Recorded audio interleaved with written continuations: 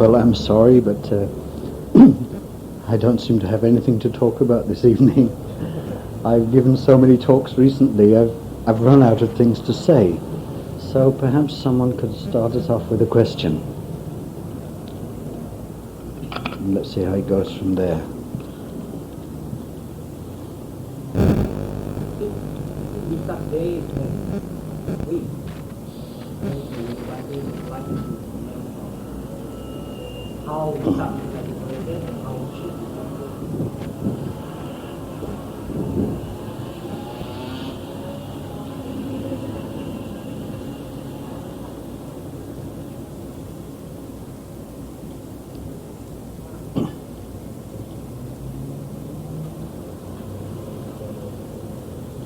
Yes, on Wesak Day we commemorate the three main events in the Buddha's life. The first is the birth of the Bodhisattva, Prince Siddhartha.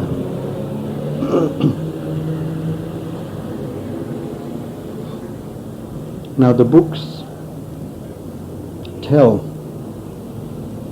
a miraculous story of his birth. How when he was born from his mother's right side, he took 7 steps and raised one hand to the sky like this and pointed down to the earth with the other hand.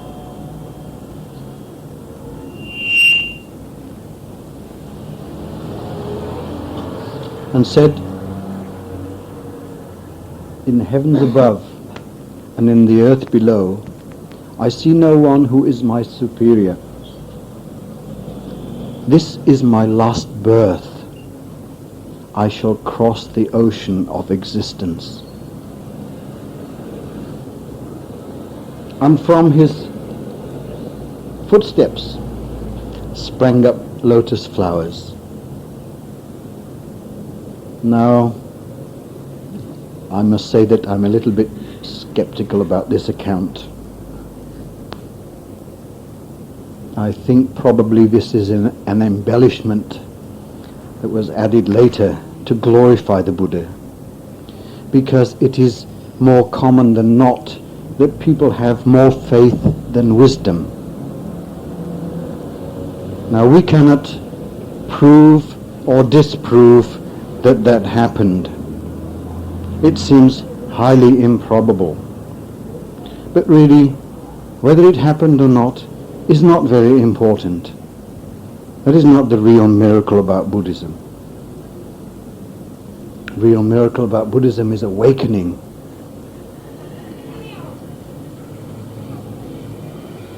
He must have been rather a special child, nevertheless. And he was given the best of education available at that time.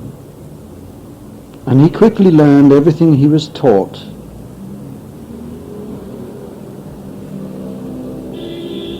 And raised in luxury.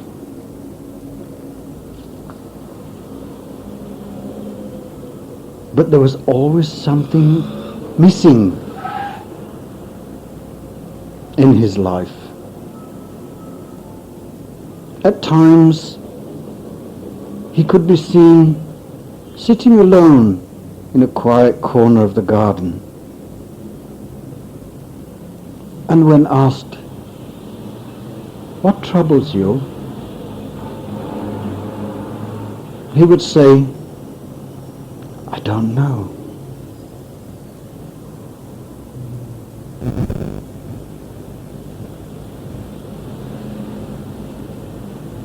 We can see throughout his story, until he became enlightened, that there was a force operating in his life. Something that he felt but didn't understand and couldn't explain.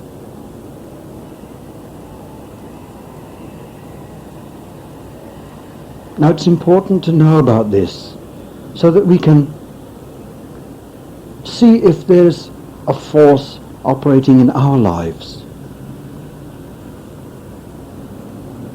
I think we will find that there is.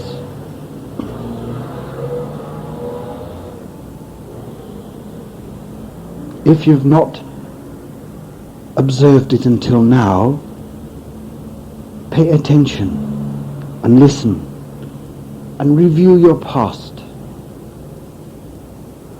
And probably you will find that there is this mysterious force operating.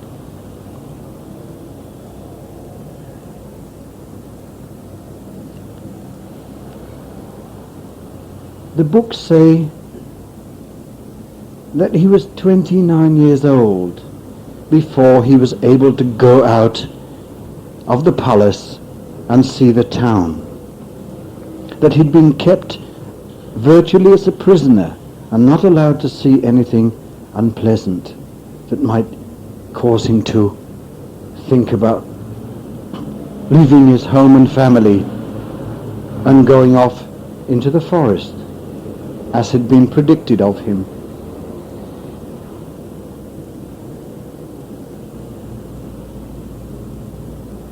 Books say that he'd never seen anyone old or sick or ugly, never seen death in any form, whether of human or animal or bird. Now I find this again a little bit difficult to accept. It is said that when he went out, can you hear me at the back? Yeah. When he went out into the town,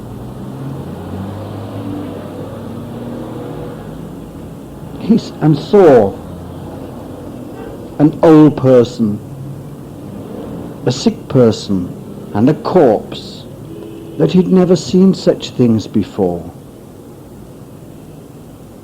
And it had such an impact upon him.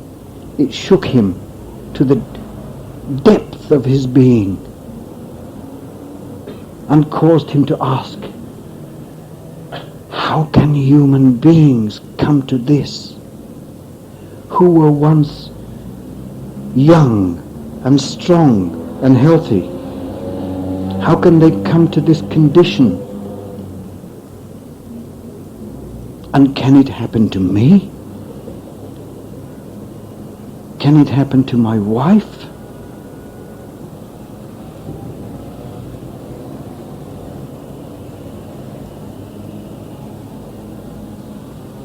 What lay behind these questions?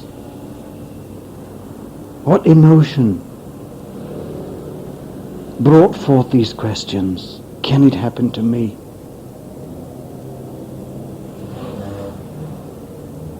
It was fear. But we should keep it in mind that he was a bodhisattva and had been for many lifetimes previous to this. A bodhisattva right next door to enlightenment as a Buddha still can ask this question.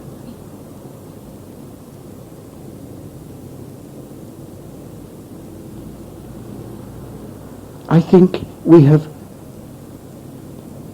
idealized things too much and do not see clearly that a bodhisattva is also a human being still in samsara, not yet enlightened. And I maintain that while a bodhisattva is a bodhisattva, he doesn't know that he is. Only when he becomes a Buddha and looks back does he realize, before I was a bodhisattva. Now if we look at it this way, it throws a whole new light on the whole concept of bodhisattvahood, especially on the Mahayana idea of bodhisattva. A bodhisattva is not enlightened. Not fully anyway. when I was last in KL in 91, someone took me to visit a woman in, is it OUG village? OUG, is it? Oh, yes. A person who claimed to be a bodhisattva, who also claimed to have been a monk at the time of the Buddha, who could have, had he so wished, become an arahant at that time, but who chose to become a bodhisattva instead.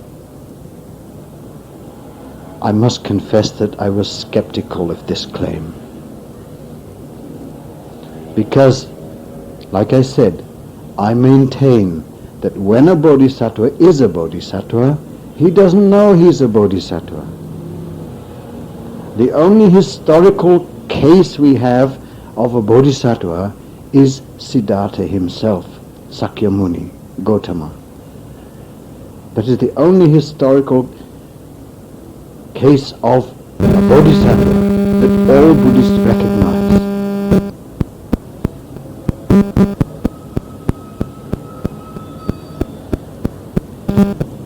So, after he saw the four sights with the ascetic or the yogi as the fourth, he was moved to leave the palace and go off into the forest. Again, it was the force pushing him. He didn't know anything about the forest. Remember, he'd been a prisoner all his life, or so the books say. Actually, I think that like you and I, he'd seen old people and sick people and dead people before. But on previous occasions, nothing much had happened in his mind. Like when we see old people and sick people and dead people, what does it do to us? Nothing much. Sudabhyasa. We've seen it all before, and it doesn't inspire us or shock us.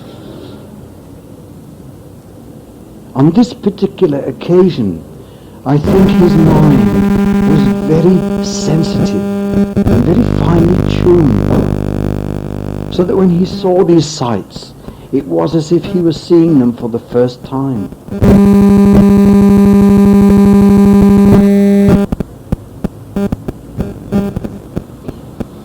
When he saw the monk,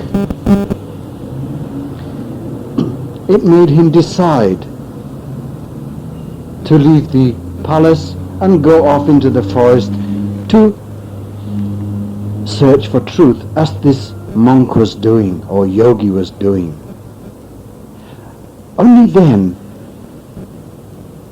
did the factor of choice come into it. And it came about as a result of his understanding about the four sights. Until then, he'd only felt something happening in him, which he couldn't describe or explain, didn't understand. But when he saw the four sights, the old person, the sick person, and the dead person, I'm not going to say old man, sick man, and dead man like the books say, could have been women also. So we say old person, sick person, and dead person. And the yogi, he was a male. So he made a choice based upon his understanding. I too will follow this way.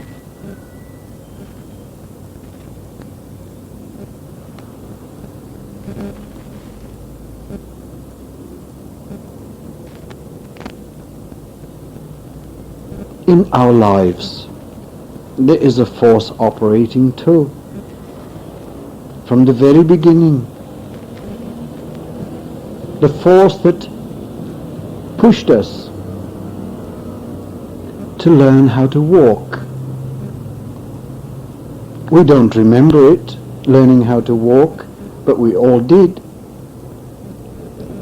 And we can observe babies learning.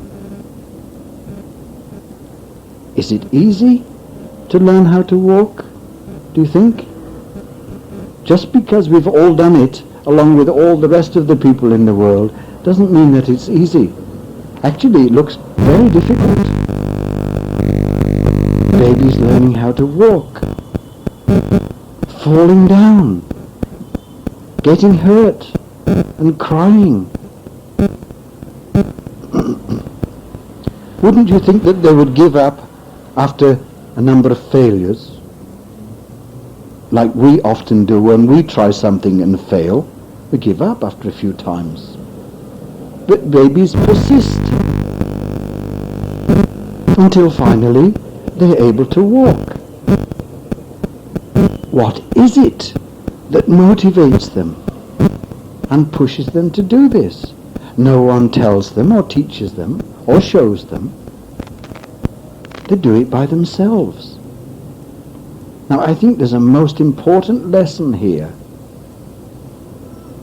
Does this force cease to operate when we've learned how to walk? Or does it find expression in other activities in our lives? I think perhaps if we listen to ourselves more than we do, instead of depending so much upon others to teach us, we could learn many things. There are many things stored away in our minds, a vast store of knowledge.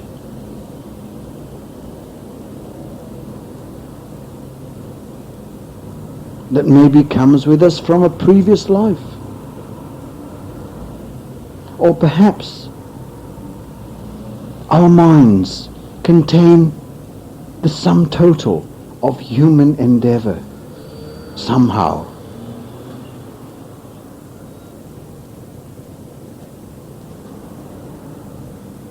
Mahayana speaks of the storehouse consciousness.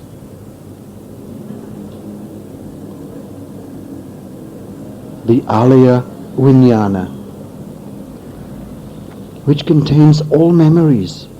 It's like a computer link-up with other computers, all other minds. And we have access to this deep down inside us.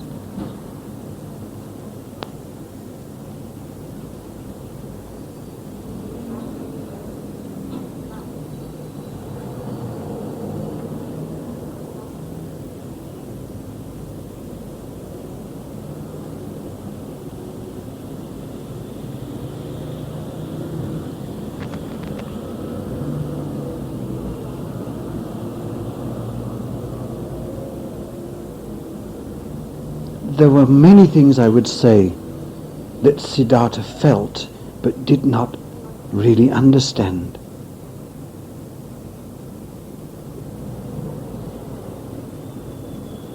Did he not feel that it was possible to realize enlightenment, not yet knowing what it was?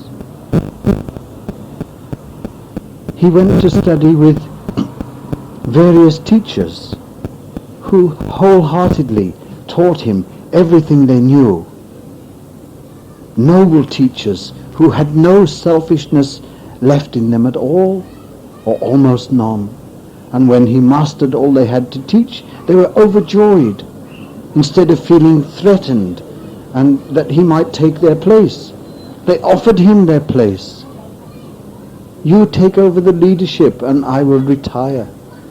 What noble thought. But he wasn't satisfied with their teachings because it didn't take him far enough. It didn't take him to the end of suffering.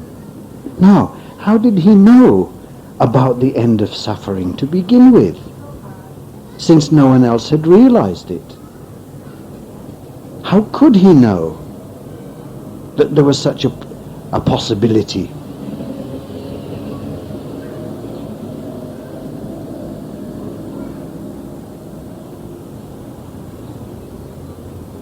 So he left those teachers and went off on his own to pursue his goal.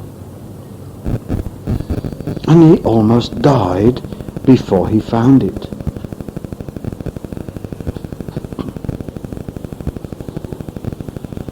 And when he found it, he spent the rest of his life trying to share what he had found with other people.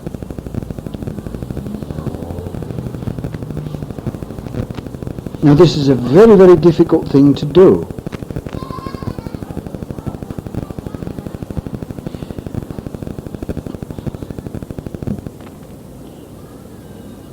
Because of his vast wisdom and ability to perceive people's level of understanding, he was able to teach people accordingly and lead them on to enlightenment. But this was not so with every case. And I've often wondered why the Buddha was able to lead people like Angulimala and Kisa Gotami to enlightenment, but not able to lead his favorite and devoted disciple Ananda. It is a mystery to me. I do not know why.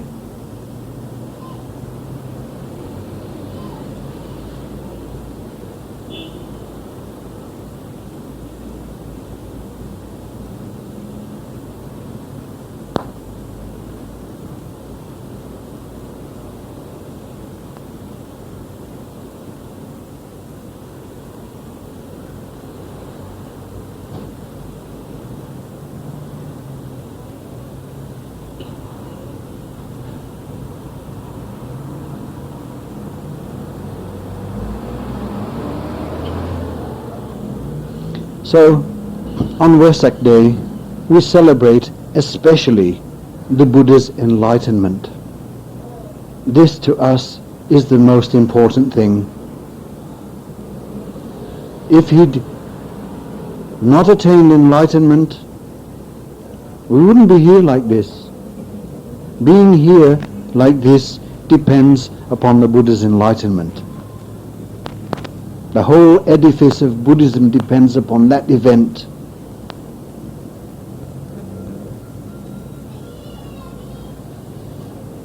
But Vesak Day has become a ritual, a tradition, and many Buddhists do not know the real meaning. They consider the story of the Buddha to be just a nice story, not something that contains many lessons that are useful to us now. It is vital, I think, to be able to put ourselves in the position of the Buddha, to imagine him.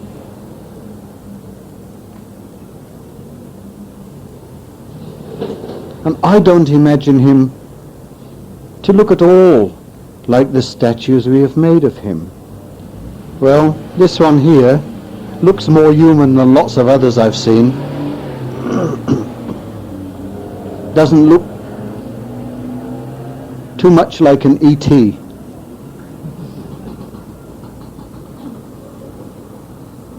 The Buddha was a normal-sized human being. But even today, some Buddhists believe that he was 16 feet tall. And there is a temple in Thailand, a beautiful temple north of Bangkok, which is built around a depression in the rock. And they say it is the Buddha's footprint. But it's so big that you can get in it and lie down. Buddha must have been like a dinosaur. Now there are cases in the scriptures of people meeting him and not knowing who he was. If he really did look extraordinary, with all these marks on his body that he was supposed to have, word would have spread far and wide that there is a teacher looking like this. And without telephones or television, people would have recognized him immediately they met him.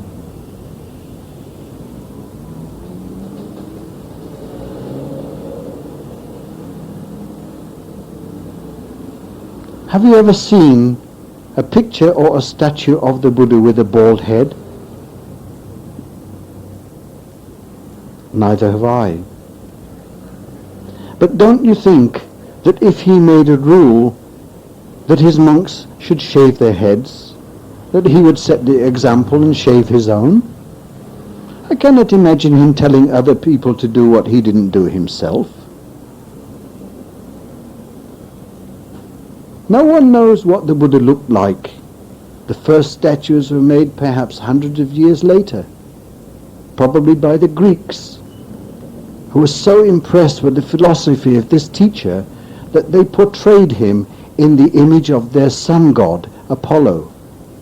Now the Greeks, as you may know, came to the north of India under Alexander.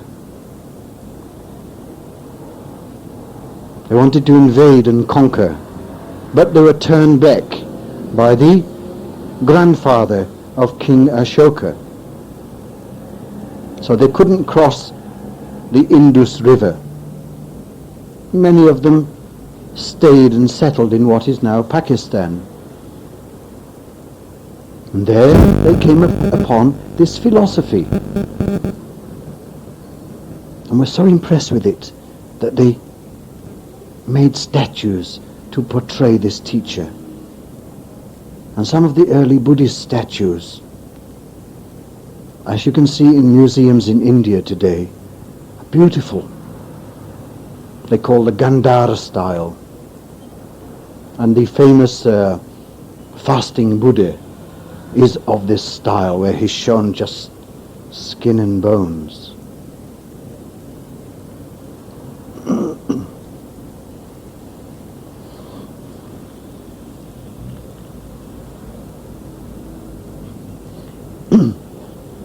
On New Year's Day this year, I was in Sarnath,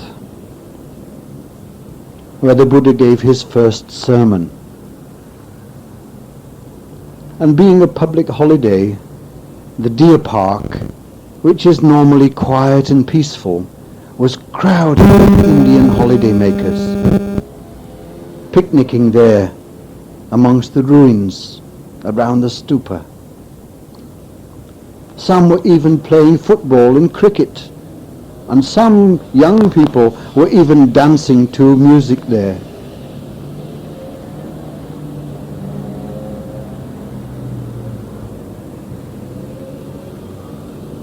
At one side of the stupa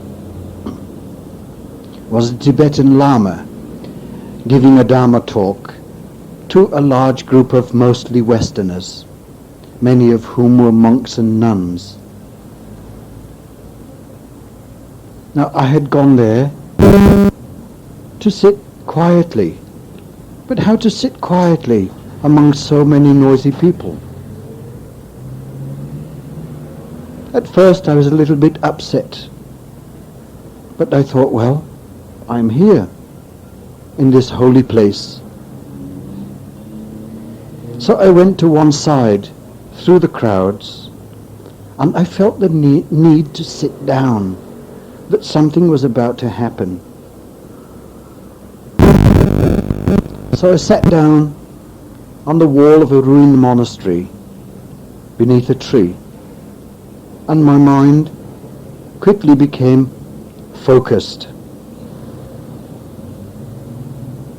I sat with eyes half open, looking down, and people were coming past, making jokes and laughing at me, but I didn't let it disturb me.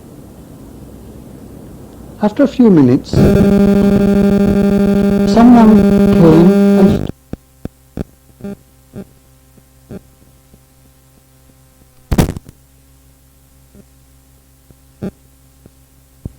He wants something. Well, let him wait. I will test him to see how much he wants something. So I continued to sit there for maybe another 15 or 20 minutes.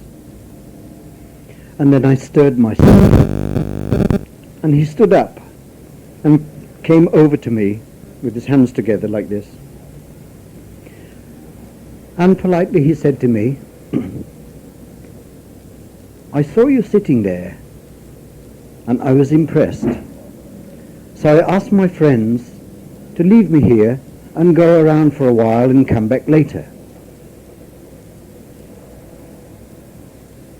He said, I would like to know about meditation.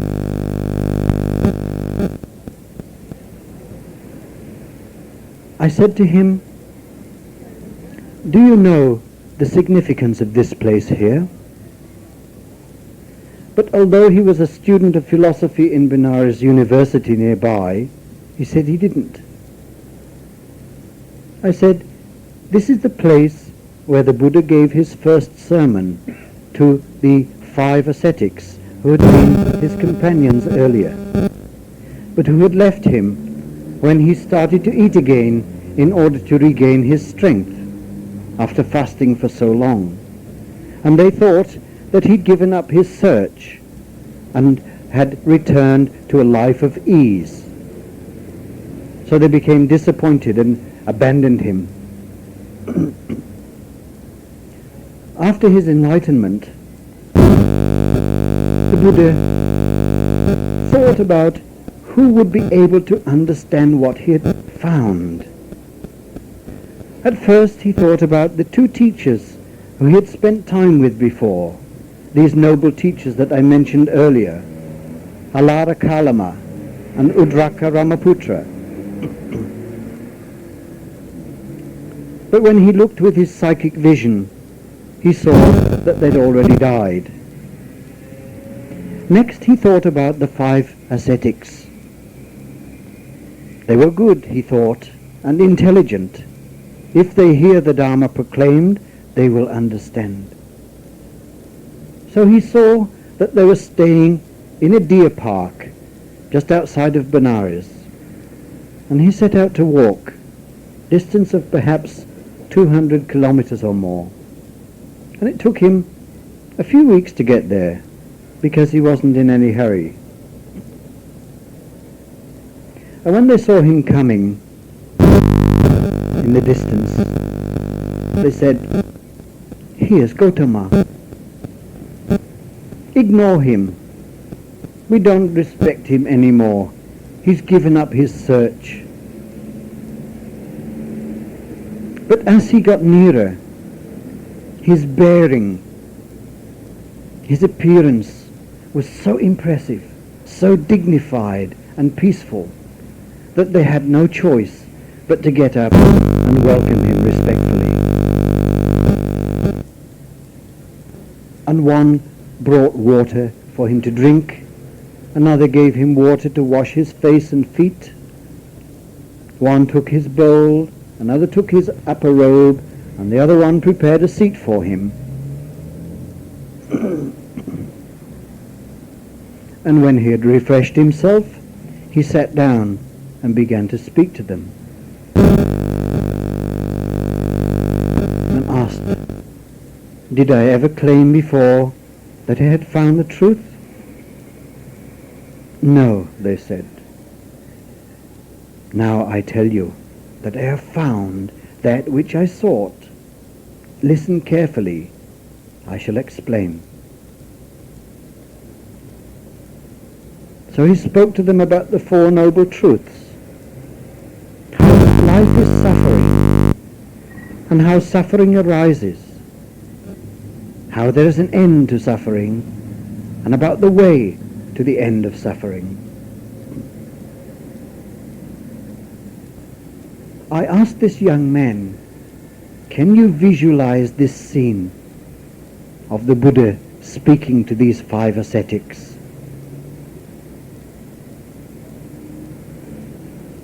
I don't have a picture of it here. But most pictures, you do? yes. I'm short-sighted. This is what I mean. It shows Buddhist monks. They were not Buddhist monks. They were yogis or ascetics. I think that the person who has painted this picture had no understanding of it. No insight. Just an artist painting a nice picture, but one that is unrealistic.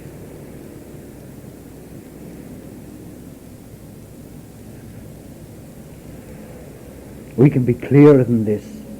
Much, much clearer.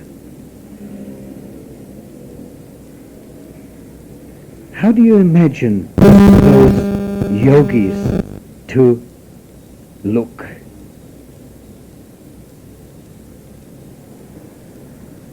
Not with bald heads,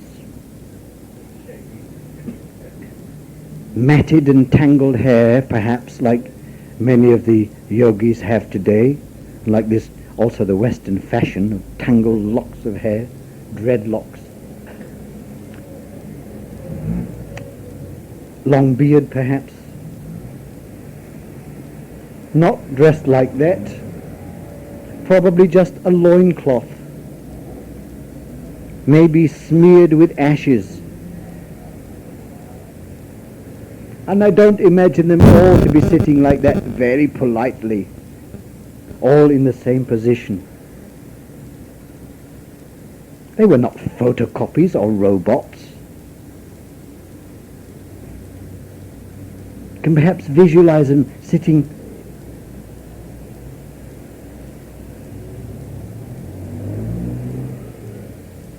paying attention to what the Buddha was saying.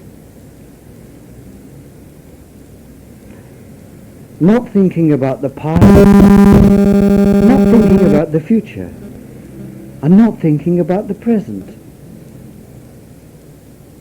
and not thinking about meditation. They were in meditation, paying complete attention to what the Buddha was saying.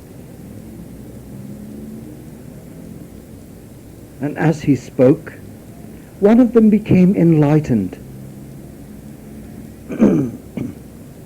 And the Buddha could see it on his face. Because when a person understands really deeply, it shows. You can see it on his face, like a light shining outwards.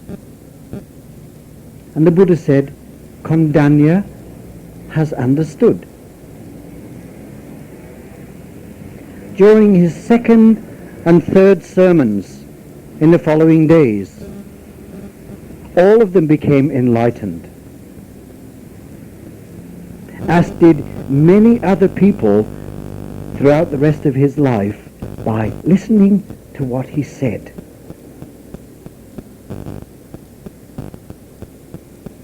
Now we should not think that everyone who met the Buddha became enlightened. That wasn't so. I suppose only a small proportion of people who met him became enlightened. The majority did not. It wasn't enough just to meet the Buddha. The Buddha said, if a person were to follow after me for 100 years, holding the edge of my robe, but with a heart not yet free of defilements, he would never see me. Another person, living far away, however, with a heart free of defilements, would see me all the time. He who sees the Dharma sees the Buddha. It is therefore still possible for us to see the Buddha by realizing the Dharma. It is still possible. The Buddha was not the body. We have to realize this. Where was the Buddha born?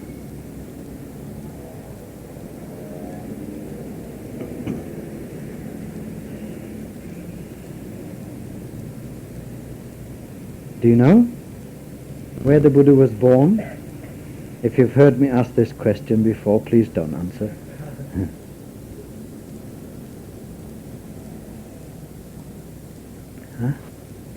India?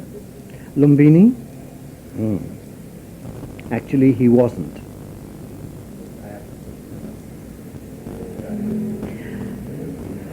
Also not Bodhgaya. Prince Siddhartha was born, and when he was 35 years old, he became the Buddha. So it is incorrect to speak of the birth of the Buddha. The birth of the Bodhisattva, of the prince, yes, but not the birth of the Buddha. And just as we cannot talk about the birth of the Buddha, so we also cannot talk about the death of the Buddha. These terms do not apply to a Buddha, birth and death, because he's gone beyond. The body was born and the body died. But the Buddha was not born, and so he didn't die.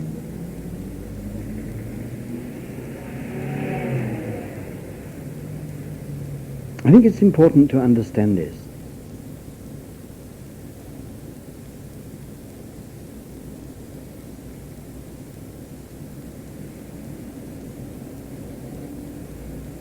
So if we understand Dharma, realize Dharma, we become enlightened.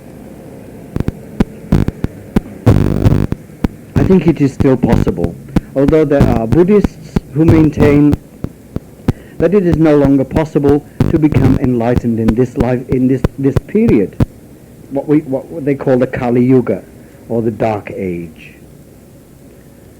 I think that just because you have not attained enlightenment yourself doesn't mean that it's not impossible. You're not really qualified to speak about it. Maybe. I don't see why enlightenment should be restricted to any particular period of time. We still have the Dharma with us. The teachings of the Buddha we still have with us. And they're still relatively clear.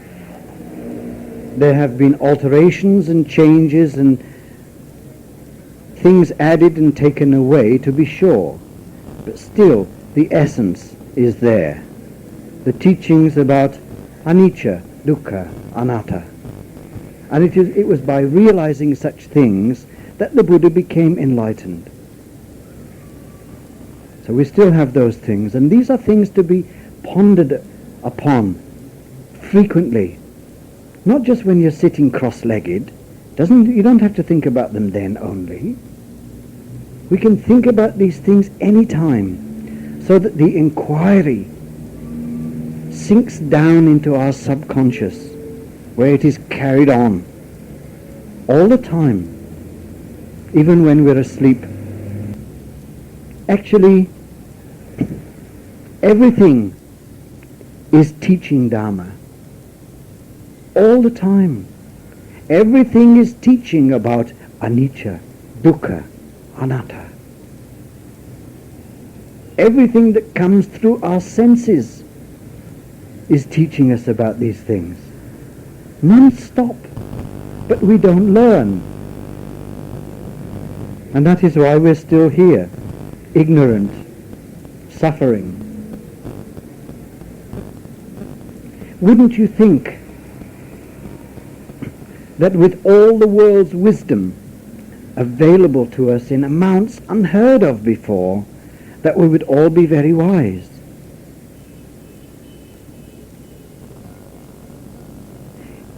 Is it because the wisdom that is available to us in books is not enough, that it has to be realized intuitively? Can it not be taught or gathered from those sources? I think it can.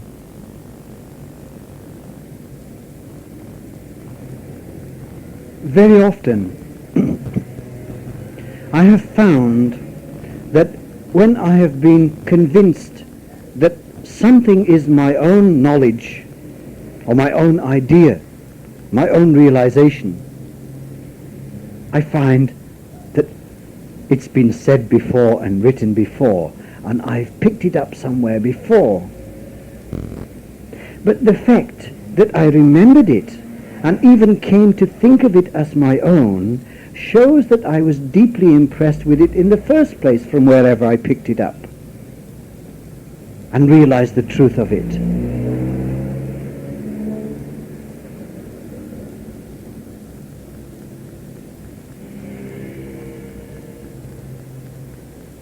It becomes possible to learn from anyone and anything when we are in tune with Dharma.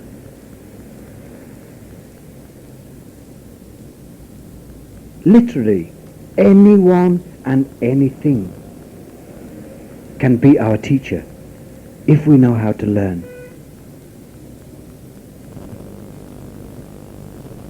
Now, Dharma, in the sense of reality, is not in the high without being in the low, is not in the good without being in the bad, is not in the right without being in the wrong. It's everywhere. From anything and everything we can learn about anicca, dukkha, anatta.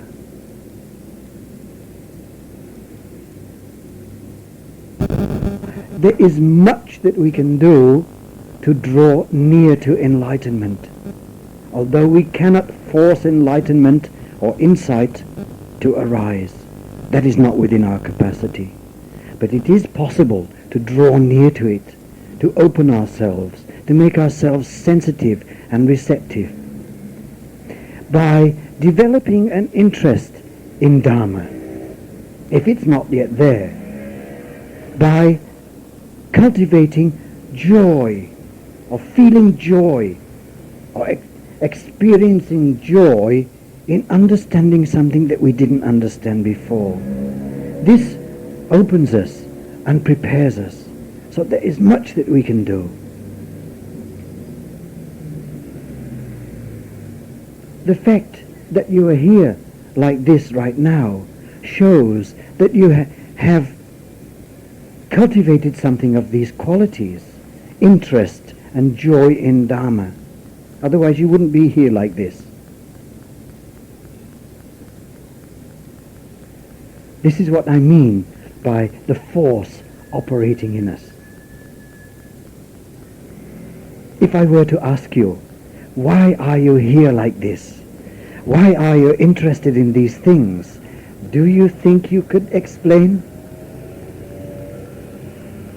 Really, we would have to say, I don't know. And that is correct. It is not a thing to be explained. We should not feel the desire to be able to explain everything. It is something that we feel inside us, rather than we know with our heads. Does it feel right? Why are you here? What do you expect to get out of it? Is there an expectation of getting something? Probably there is, of one kind or another. But as we go along, we would perhaps discover that this expectation diminishes, and we look less for what we can get out of it than rather what we can put back. And understanding Dharma provides us with the ability or capacity to put something back into life.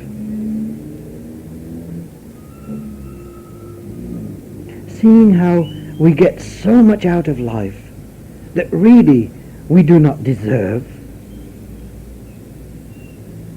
we then feel, I must put something back. And we do this not out of compulsion or the desire to get something back again for what we put in, but as an expression of our understanding and our what we call in French joie de vivre, a joy of life.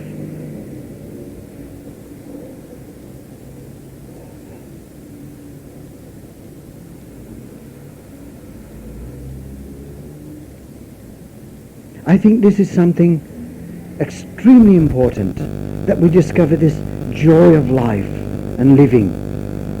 If we do not, then our living becomes a drudge, something difficult, a thing of struggle that you have to force yourself to go on instead of flowing like a river.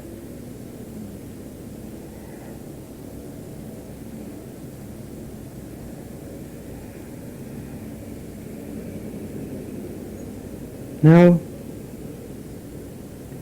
Chinese Buddhism is different in some ways than Indian Buddhism. Indian Buddhism was rather long-faced about things, concentrating on the suffering aspect of life.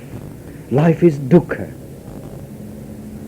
True, it is, but not entirely.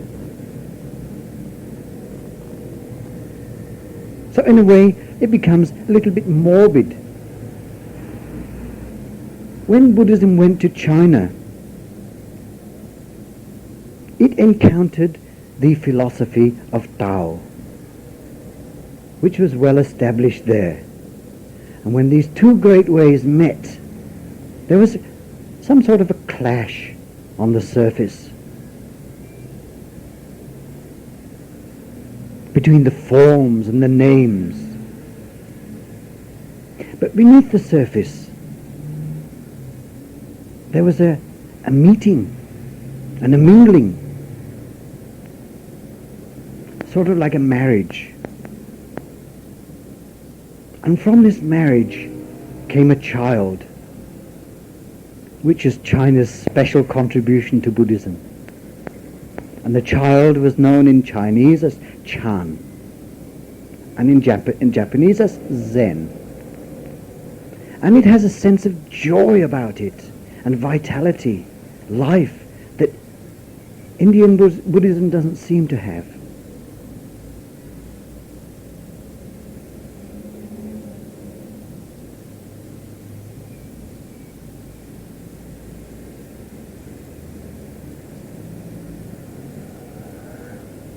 And practitioners of Zen seem to be so happy and able to laugh and see the funny side of life. Maybe they discovered what it was that made the Buddha smile, this eternal smile.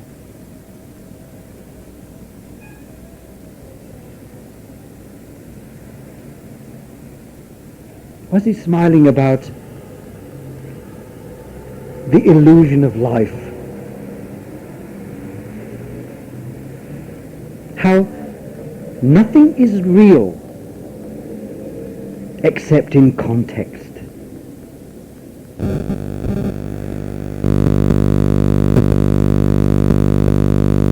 Only in context, right now, do we exist. Or does anything exist?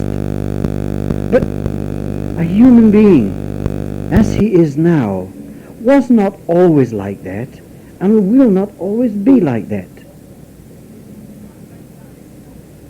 It changes, and therefore it is not real. Real in context, but ultimately not real. And we live as if it is real. And we hold on to things, trying to stop them from changing, trying to possess and prevent it slipping away. And all this is futile. Things come and go, like waves coming up the beach, but slipping back again, and no one can prevent that.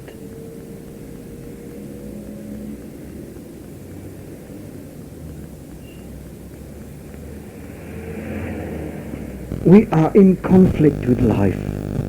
We oppose life, and we wear ourselves out needlessly. If we understood what it was all about, we would go more with the flow, so that when something unfortunate happens, we might say, sort of like Charlie Chaplin did at the end of his movies when he got knocked down and in the dirt, and he picks himself up, brushes his hat off and goes, what to do?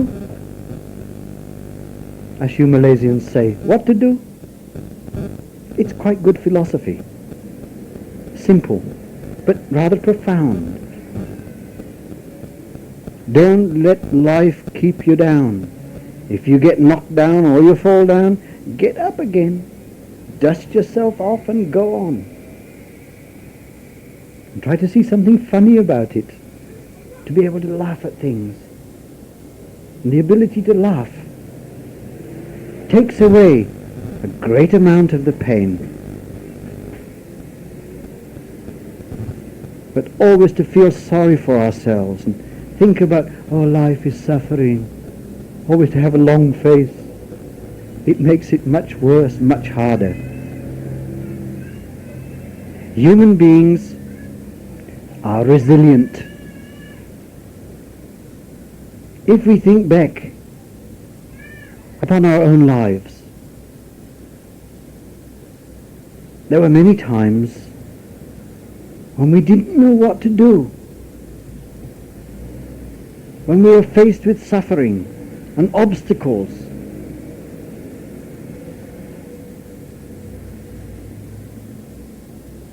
And couldn't imagine how we were going to go on. There were times probably when we wanted to give up. Maybe even times when we wanted to die. But somehow we survived. Someone once asked me, what have you achieved in your life? Perhaps looking at me and thinking, vagabond, no house, no family, no job, no car, nothing. What have you achieved in your life?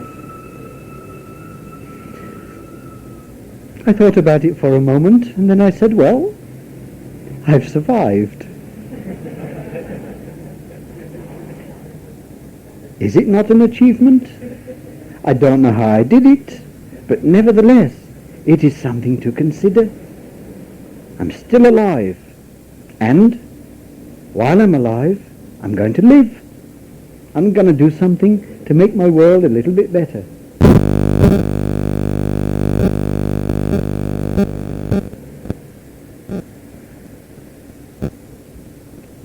We must think about these things. How we manage to survive day by day. All around us, people are dying. In fact, we're also dying. Every moment of our lives, we're dying. We're all under the death sentence. We're all on death row from the moment of our birth. Birth is a death sentence. No one gets out of it alive. How is this going to make us feel? Ooh, terrible, huh? I want to quit. I don't want to play this game. Cannot. We're all in it. There's no going back. We have to face what comes. Today I had a letter from someone in the Sungai Besi refugee camp. A young guy who I met there a couple of weeks ago. I've just replied to him and advised him to practice mindfulness, to try to be more aware of the present rather than thinking and worrying about the future, which no one knows. If you worry about the